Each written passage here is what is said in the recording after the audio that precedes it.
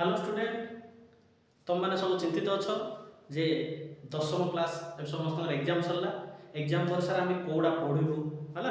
आउ जो 3 मास आम कौन करूँ है तापाई आम आज बहुत बड़ा डिस्कसन करवा देख आम दशम पर कौन पढ़ा आम पाखे ये अच्छी पे कौन कौन आर्ट्स नहीं पार नचुराल कॉमर्स नहीं पार साइंस नहीं पार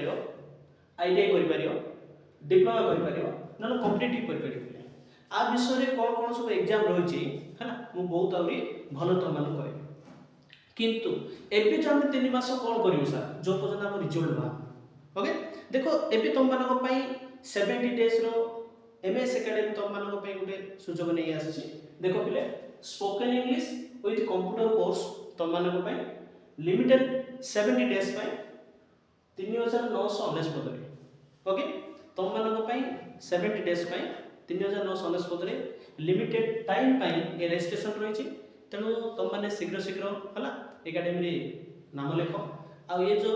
10 वर्ष 3 मास जो रिजल्ट पर्यंत तुम यार बेनिफिट उठाओ है नेक्स्ट वीडियो में तुम मान कौन पढ़ले कौन कौन सब जॉब रही सब कह